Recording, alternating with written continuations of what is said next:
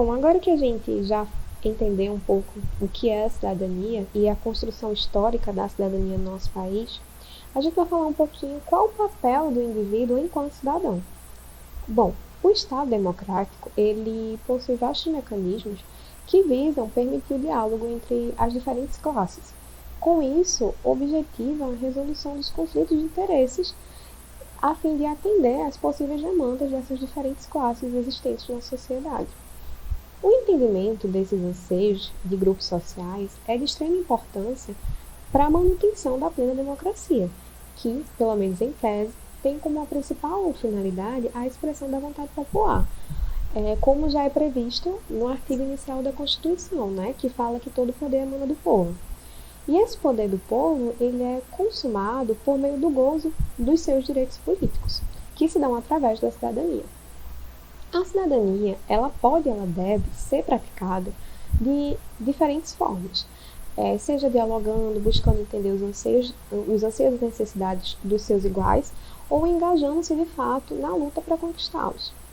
Exercendo um papel ativo no campo político, o indivíduo ele então se torna parte integrante da construção da sociedade, e dessa forma ele pode afirmar que de fato exerce sua cidadania. Quando a gente fala do exercício da cidadania, vem logo em mente a questão do voto, E o caráter obrigatório do voto ele é de extrema importância para o exercício da cidadania e a efetivação de uma democracia. Porque o voto ele é a mais importante arma do indivíduo. E é por meio dele que é possível, de fato, escolher os políticos que vão representar os interesses da coletividade, buscando soluções para as carências da população.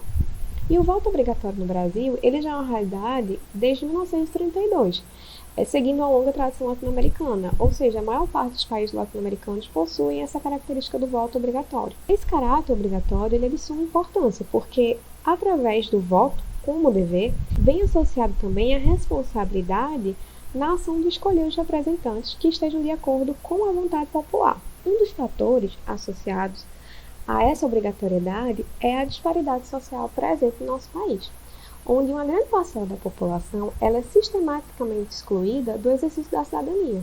Isso em confronto com a parcela bem menor da população que é favorecida nos mais diversos sentidos, A não obrigatoriedade do voto implicaria necessariamente numa menor adesão a esse exercício da cidadania, que por sua vez vai resultar, consequentemente, na escolha de pessoas que podem não estar em consonância com a vontade da maioria. E com isso a gente teria eleições que estariam mostrando a vontade de uma menor parcela favorecida da sociedade, Essa parcela que tem mais acesso à informação.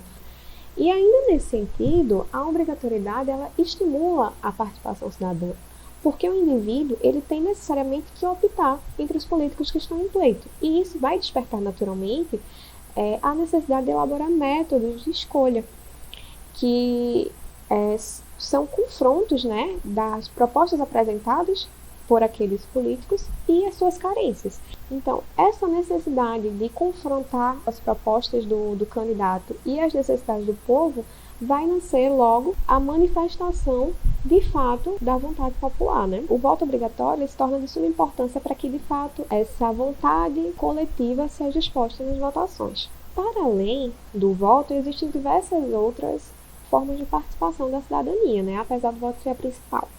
Uma delas, a gente pode citar, é a ação popular, que é uma garantia dada ao povo de exercer a sua soberania, permitindo a fiscalização direta do poder público diante do princípio de legalidade. Ou seja, quando existe algum ato administrativo que possa ferir aspectos legais ou morais que lesem o patrimônio público que pertence ao povo, o povo pode invocar o seu poder de fiscalizar.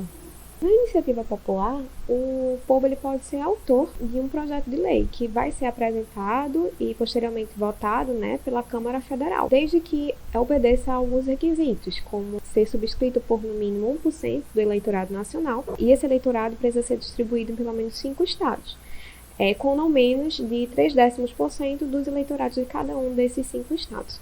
Então, obedecendo a esses requisitos, a população ela pode apresentar um projeto de lei, pode ser autora de um projeto de lei que venha a ser analisado pela Câmara Federal. E aí esse projeto de lei ele vai, de fato, apresentar as carências da população, porque foi a própria população que o elaborou. Para além dos já citados, a gente tem outras formas de garantia da soberania popular. O plebiscito é uma forma de consulta popular onde os cidadãos eles são consultados antes da instituição de uma lei, antes de uma lei ela ser elaborada. E aí, posteriormente, a partir do que foi decidido pelo povo, vai ser elaborado um projeto de lei que vai ser votado. Um exemplo de plebiscito foi o que foi realizado no Brasil em 1993, onde os cidadãos eles foram consultados sobre duas questões. Se o Brasil ele deveria adotar uma monarquia ou uma república, e segundo, se o país ele deveria adotar o presidencialismo ou o parlamentarismo. O que foi decidido foi uma república presidencialista, né? Mas poderia ser escolhido qualquer um deles.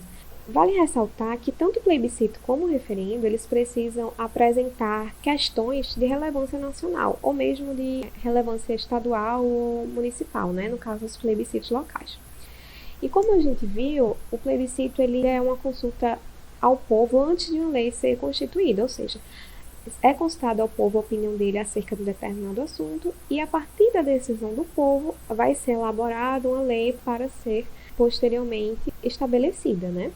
No caso do referendo é um pouco diferente porque a consulta popular ela se dá após estabelecido o conteúdo da lei. E aí o povo é questionado se ele aprova ou se ele rejeita o conteúdo dessa lei. Um exemplo de referendo foi o que foi realizado no Brasil, que sujeitou o artigo 35 do Estatuto do Desarmamento à aprovação da população. A proposta era proibir a comercialização de armas de fogo e munição em todo o território nacional. E o povo, então, poderia escolher concordar ou discordar do projeto que foi apresentado. A maioria da população rejeitou. Então, dentro desse exemplo, a gente vê a diferença entre um e outro, né? No caso da forma de governo, foi antes da lei ser elaborada, e aí o povo disse o que gostaria que estivesse na lei, e aí uma lei foi elaborada e foi estabelecida. No referendo, a lei já estava feita, a lei já existia, e aí o povo votou se concordava ou se não concordava com aquilo que estava na lei. Outro mecanismo é o orçamento participativo, que é um mecanismo governamental de democracia participativa que permite que os cidadãos eles influenciem ou decidam sobre o orçamento público. Isso ocorre nas prefeituras municipais para assuntos locais, através de processos de participação da comunidade. Então, dessa forma, esse poder de escolha ele passa de ser da alta burocracia de pessoas influentes locais para toda a sociedade, que vai decidir para onde destinar os gastos públicos, né? Esses mecanismos, eles geram confiança e melhoram a qualidade da governança nas cidades. E com isso, contribuem para a redução da corrupção e também o mau gasto dos recursos públicos, porque dessa forma o povo ele vai estar opinando para onde destinar os recursos. Então, a destinação ela vai estar compatível com as necessidades. Além disso, né, os maiores benefícios são o desenvolvimento de uma cultura democrática dentro da comunidade e, com isso, o fortalecimento da sociedade local, inclusive na criação de lideranças locais que vão representar a vontade das suas comunidades. O orçamento participativo ele vai ocorrer por meio de assembleias abertas e periódicas, que inclui etapas de negociação direta com o governo.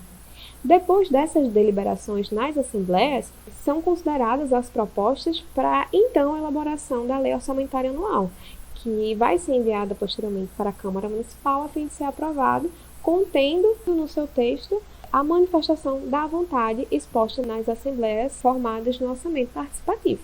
Por último, um mecanismo bastante novo, bastante interessante também, foi o E-Cidadania, que foi criado em 2012, logo após a Lei de Acesso à Informação, onde foi disponibilizado um portal, um aplicativo e um site, né, o E-Cidadania, com o objetivo de incentivar a participação cidadã através da internet, em todas as ações do Poder Legislativo, nos objetos orçamentários, fiscalizadores e de representação.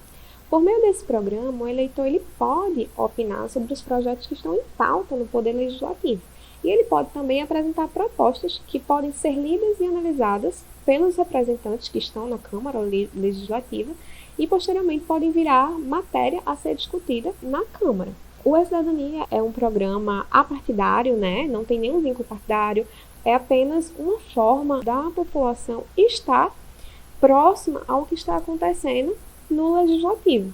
e participar de fato, apresentando, fiscalizando e acompanhando aquilo que está em discussão no legislativo.